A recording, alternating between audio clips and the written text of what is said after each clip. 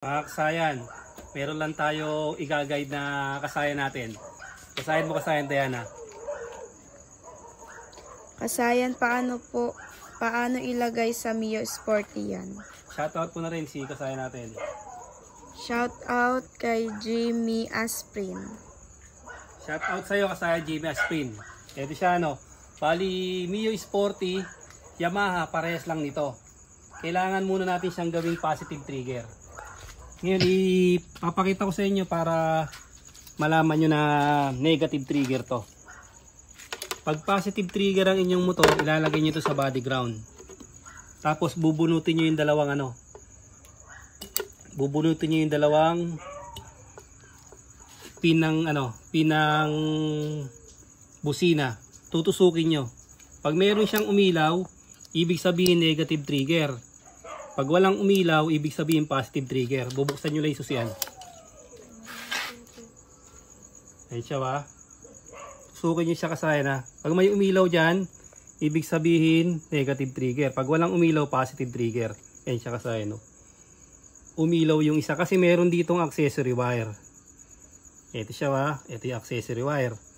Ang una natin gagawin, itong accessory wire na to, puputulin natin, ilalagay natin sa ground. Ito siya ba? Nag-abang na ako dito ng ground. Ito yung accessory wire . Yung positive, ilalagay natin sa negative. Ito tingnan nyo . Yung positive yung kulay brown. Ito yung positive ng Yamaha o accessory wire. Ang gagawin natin dito, ito siya puputulin natin yan. Ito nyo kasayan simple lang to. Ito putulin natin siya dito. Tingnan nyo Ito puputulin natin. Pag putol natin,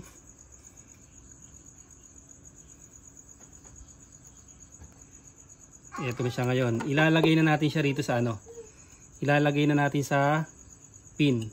Tapos ito yung body ground o kaya yung kulay black. Yung kulay black nito yung kulay black ng Yamaha, yun ang kanyang negative. Ito body ground. Yung paglalagyan natin body ground. Ito siya yung positive yung kulay brown, yung accessory wire. Negative na siya ngayon. Ay, di kumapit Negative na ngayon itong accessory wire. Nailipat natin siya sa negative. Simple lang to kasi tutukan nyo lang to. Para pwede na kayo mag-passing light, mag-nitro music. Ito ay lalagay natin yung positive naging negative. Ito siya yung positive naging negative. Pasok nyo lang para siguradong sa pinakatanso niya.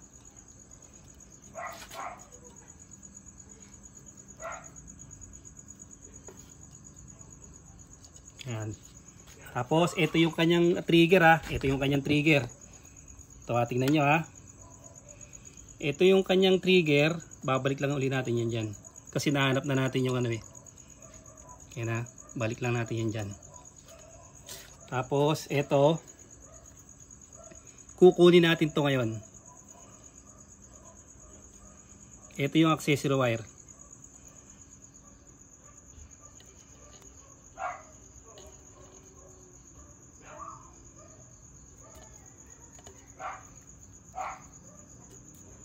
Ito yung accessory wire Duduktungan natin yung accessory wire.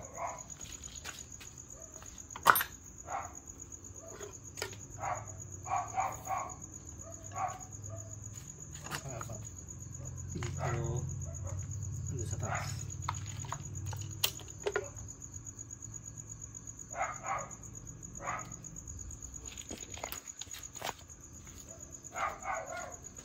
Ito yung accessory wire Ayan nyo to. Pag nakabukas lang yung susian, saka lang siya ilaw. Pag pinatay natin, mamatay din siya. Yan yung accessory wire Negative trigger to. Duduktungan natin ang wire to.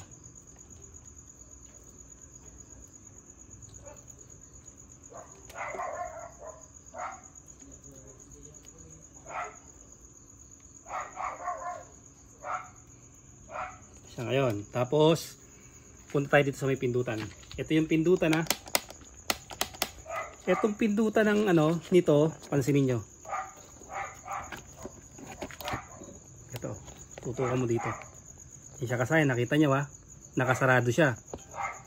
Nakasarado siya, hindi natin makita kung alin yung ano, yung sa busina ano. Kasi sarado siya, bubuksan pa natin. Ito siya. Ang kulay niyan, kulay black tsaka kulay pink. Ito. Dahil, pansinin nyo ito oh. Kulay pink to nandito yung isa rito. Ayan oh, kulay pink. Yan, magkaruktong lang yan. Ito, dito pwedeng madikit yung isa to. Ito negative, pwedeng madikit yan. Ito hindi pwedeng madikit. Ito siya ha. Yan, pansinin nyo ha. Ito yung kaduktong yan, yung kulay pink ha. Pink tsaka yung black. Hugutin natin yan. Para sisiguraduhin ko sa inyo na yung pink black, yan yung sa busina. Kahit hindi natin nakita rito.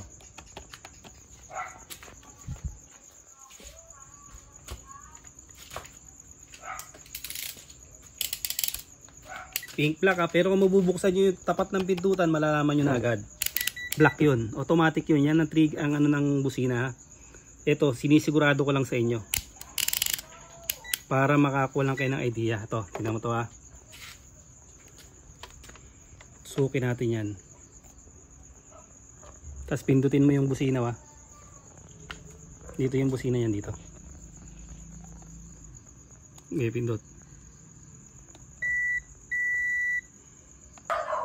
Kaya kasayan, tinaipan muna natin. Baka madikit eh. Nag-spark. Hindi siya kasayan na. Nakuha na natin yung ano ha. Yung pink. Tsaka yung black. Yung trigger niyan yung kulay pink ha. Negative trigger. Pag nilagay natin dito yan. Ito siya. Etong kulay ano na to. Etong kulay black. Ito, itong kulay black ha.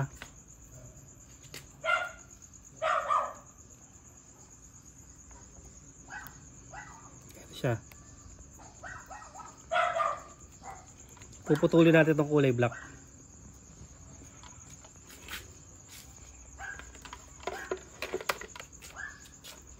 Siya kasaya na. Pansinin nyo ha.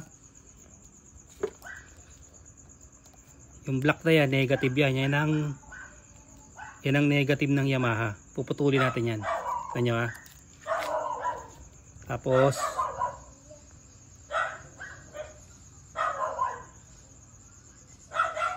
pagkaputol natin yan, ilalagay natin ngayon sa accessory wire. Yung accessory wire na tinanggal natin kanina.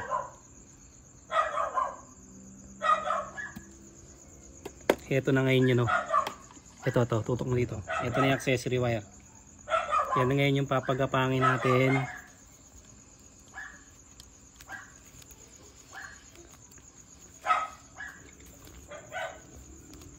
Tapipan na lang natin yan para. Tapos ilalagay natin dito.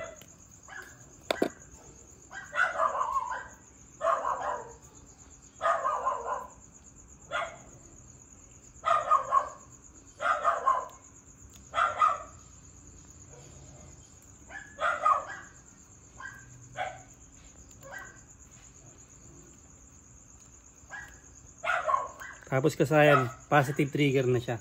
Ngayon itatry naman natin kung positive trigger na siya. Hugutin uli natin siya. Kung positive trigger na siya, dapat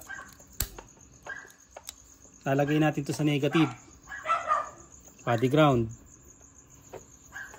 Dapat naman ngayon pag nakabukas siya, kanina may umilaw, dapat ngayon walang iilaw.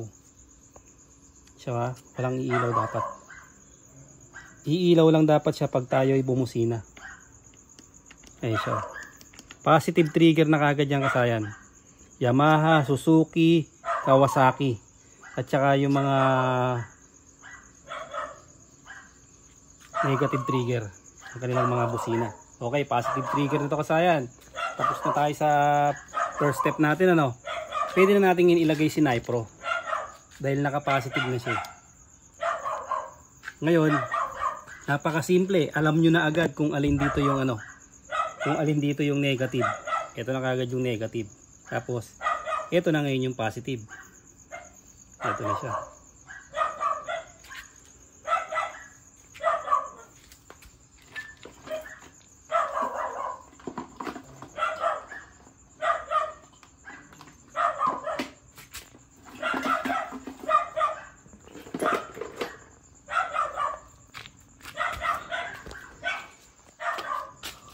Sa kasayan ha, dito lang uli kayo titingin.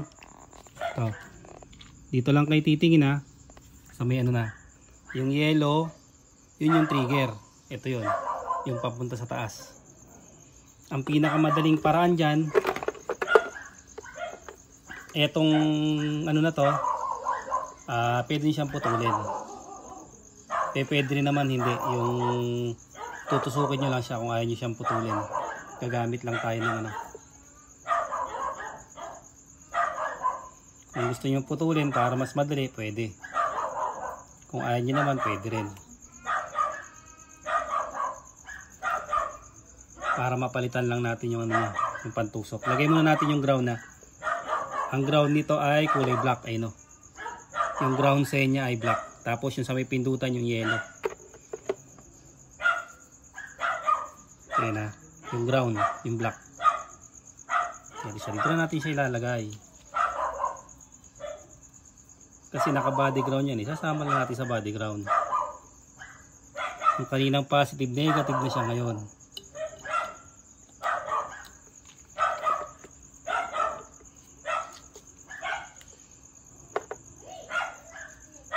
O, tapos ito yun dito natin siya ilalagay. Kukuha lang tayo dito ng ano, ng pang ano natin, yung pang suksok natin. Isa natin pang suksok.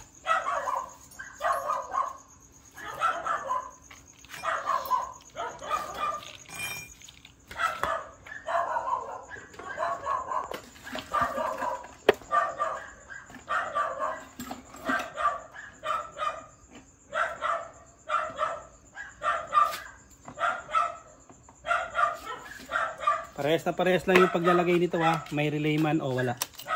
Parehas lang yung paglalagay.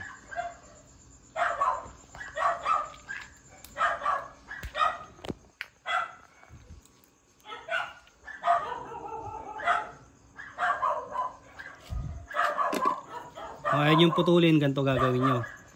Lagyan nyo siya ng ano. Tapos lalagay nyo dyan yung kulay blue. Tapos yung horn button, ito siya. Dito natin siya ilalagay.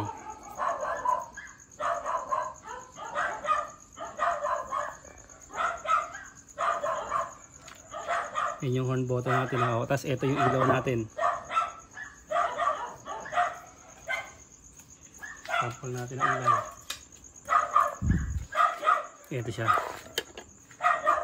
Lagay lang natin yung positive. Lagay natin yung negative.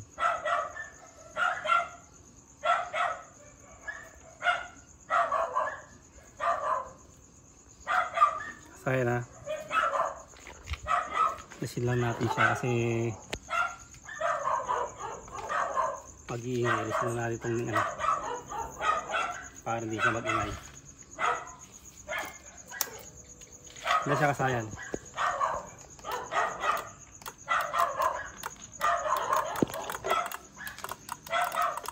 Ayan siya. Pag-ilipat natin.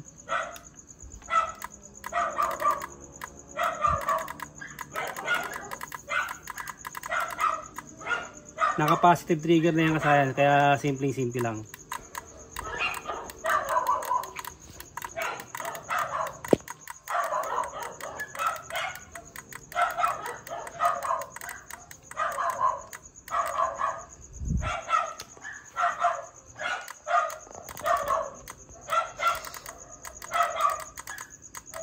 Pagka sinampulan natin ng konti, lang siya kasayang. Ayun lang siya kasayang kasimple. Dito lang ay titingin ha, yung diagram niya ha. Yung papuntang pindutan ay siya yung kulay dilaw. Yung isa naman, yung papuntang pindutan kulay ano, kulay red. Sa base na natin, papakita na rin natin. Yung isang pindutan natin para mas malinaw sa iba.